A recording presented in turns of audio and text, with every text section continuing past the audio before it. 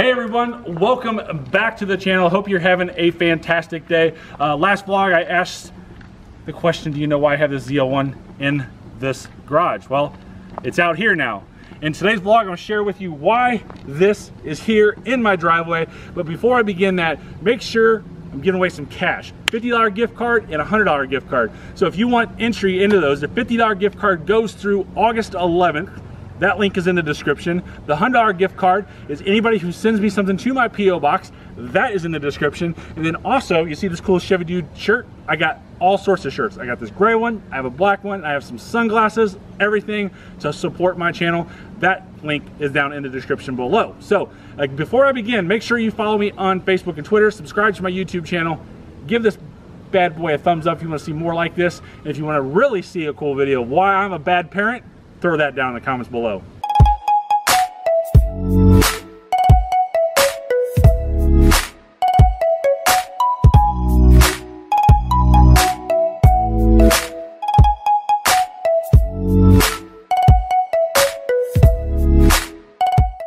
So owning my 2016 Camaro 2SS for about 2 years now, I've got about 45,000 miles on it. And last year, I did something to it and I forgot that this is a bad thing about GM. But let me go to work and I will show you what I'm referring to. Let's get this thing started. Woo. I'll hop in and I'll show you what I mean.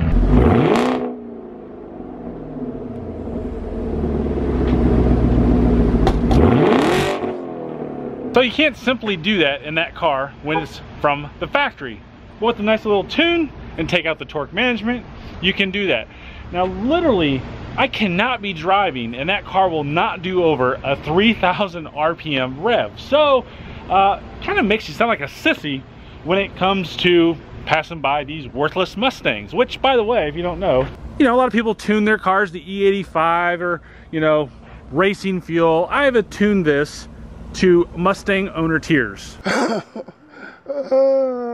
So, I really don't feel like working today. I got the old borrow skeet and I'm headed home and we're gonna drive that and rip some bald eagles in that sunbuck. So as you see, we have already got 206 miles on the vehicle. I'm telling you, within this first 200 miles, wow, am I impressed with this 10-speed automatic. I mean, Nick has got his 10-speed automatic. He's told me all about it, and I haven't had a whole lot of time behind the wheel of this, and especially driving it every day. Wow, what an engine. And I'll tell you, my wife, or what a transmission I meant to say, I'll tell you, my wife is not a fan of me driving this home every day.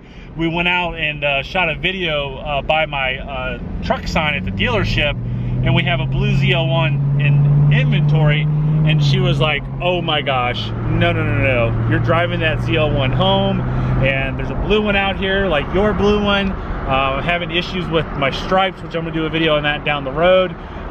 So if you want to see a video about my stripe issue, throw it down in the comments below. So she's not happy that we got a blue one in stock. So I'm gonna finish going home. I'm gonna show you a couple polls that I did on the car. They're from Snapchat, so make sure you follow me on Snapchat. It's right here, and then all my other social media is down below. Watch this.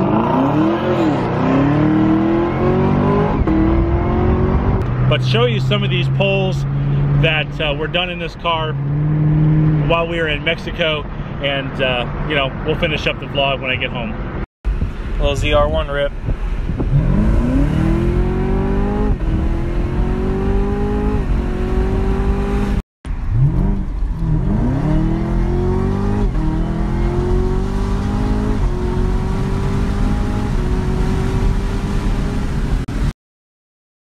Hey girls, how are you? Are you excited to see me home? Hello, how are you girls? Hey, back up, let me get out. Let me get out. Back up, girls. How are you girls, huh? How's the girls doing? Yeah, such good girls. So now that I've showed you how fast this car is, it's with somebody else driving, of course, and then how my Camaro revs up, let's start this car. You can see the car is warmed up, and I'm gonna rev this up. So you can do that while it's sitting here, but as soon as I put it in drive and I wanna start moving a little bit and I put it in neutral, that's like flooring it right there. See? So I can't really rev the car up, which is a shame while I'm driving. So I'm not really sure why GM has that limiter on this engine. So I haven't gotten to drive a whole lot of ZL1s very far, as you know. And then with my Camaro, my 2SS, when I first got that, I could be parked or in neutral, 0 miles an hour, and rev the engine. If I were start moving 1 mile per hour to 20 miles per hour, it would not rev. At 21 miles and up, I could be driving, put it in neutral, and rev the engine.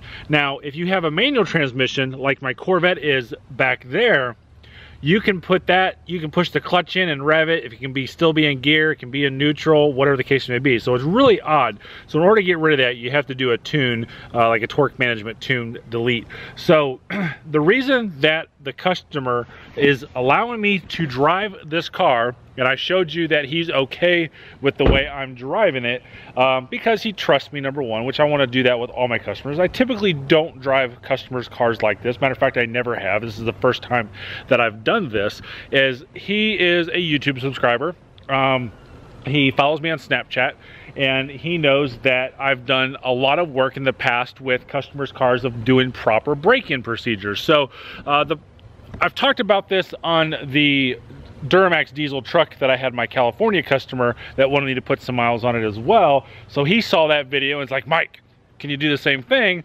And I was like, huh, drive a ZL1 for 500 miles like it's my own. Of course I will. So with that being said, I believe the proper break-in procedure, which I've done on that Corvette, I've done on my Camaro, I've done it on other high performance cars that I've had in the past, is drive it like you're going to use it. Now, I don't think you need to start out and do burnouts in your car. I don't think that's good for it. I don't think brake torquing is good for it. I don't think slamming on the brakes is really good for it.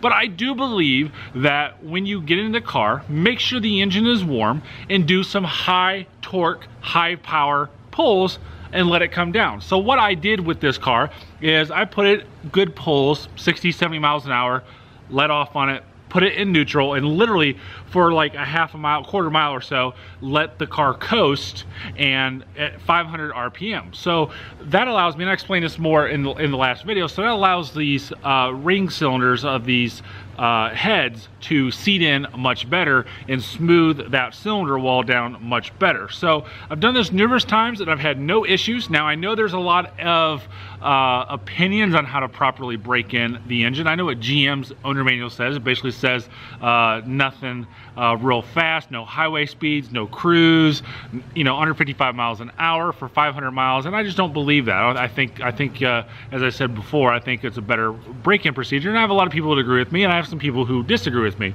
and that's okay. That's what's great about us living in the United States. So since I have the cars all kind of moved around, I had to have Zach move his car, and when Zach started a few weeks ago at the dealership, I got a text message from one of the sales managers, actually at the Volkswagen store, and the text message read, "You failed as a parent." I'm like, oh no, what did I do now?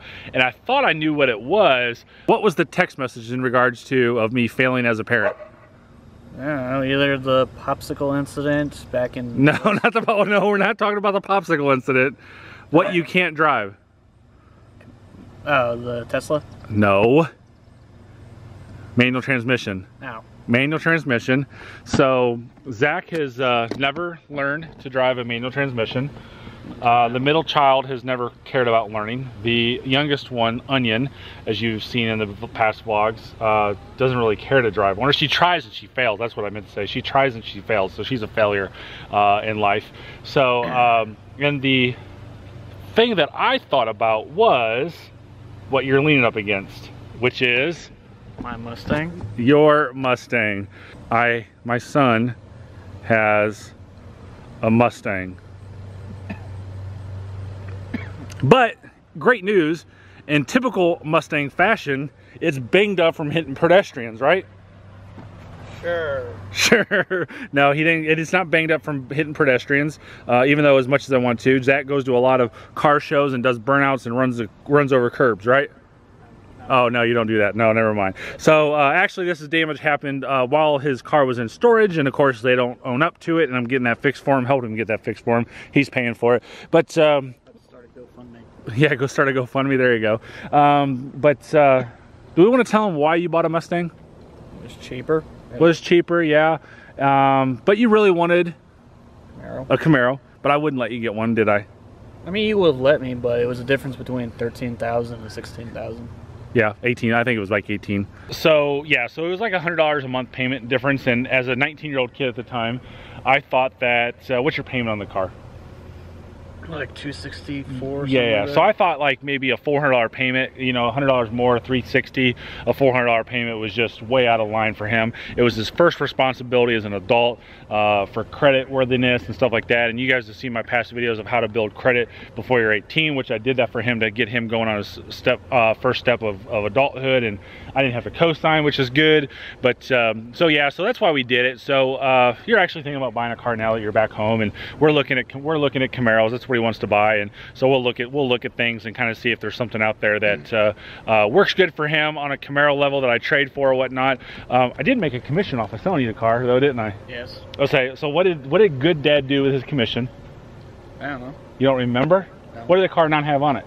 Oh, spoiler. Spoiler, yes. So like what? Cost you $100? It did cost me $100, but that was my commission on it as well. It was $100. So because it was an old age unit, and old age unit, when we're losing money or we're making no profit, I still get paid $100 to sell a car, so that way I still get paid for doing my job. So it was a $100 commission on selling him his car because it was an employee deal, and we did have it for a long time. And there was really just a couple bolts sitting up in here, and I found this spoiler on eBay for like 110, 115 bucks. So you actually owe me $15, I think, still. No, I'm not going to get it. Plus interest, that's 4 years of interest, right? So, yeah, 4 years of interest at what, 9%, 10%? Compound over 4 years, that's, you owe me a lot more money. You said you were paying that yourself, so... You got proof? Nothing. You have proof of that? No. Do you have proof that I owe you? Right here on camera, buddy, I just said it. That's not a legal agreement. You can't park in the driveway then, and what happens if you park out here? Well, if I park next to our mailbox, we're fine. Nah, you'll get a $25 ticket. I know the police chief, so I'll have him stop by and ticket you.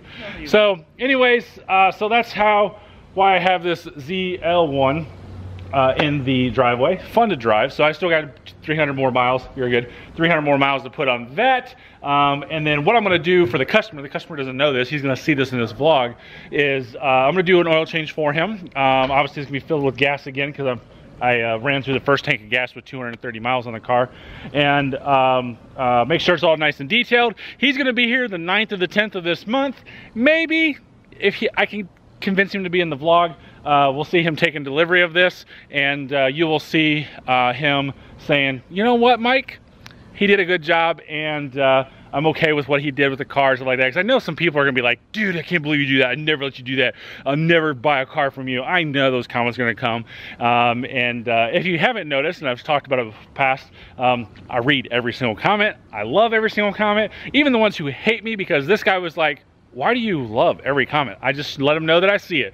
You can't say anything negative. You can't say anything that's abusive to me. There's some guy just keeps bashing me and calling me a douchebag and stuff like that, and I just love it. It doesn't affect me. Keyboard words don't hurt me.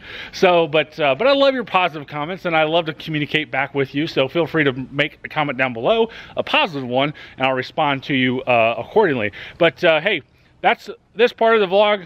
I look forward to seeing you on the next one. I had a lot of fun showing you this car, kind of bantering back and forth with my son, having him in the vlog again. It's excited having him home.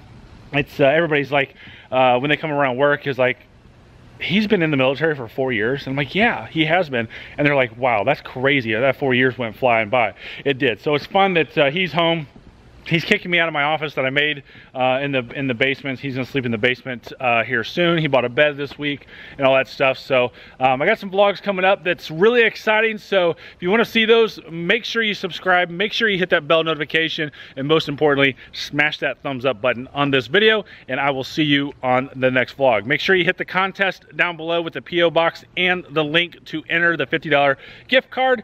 And if you want to support my channel, use that Amazon link and buy some merch. Thanks again for watching. Have a great day and drive safely.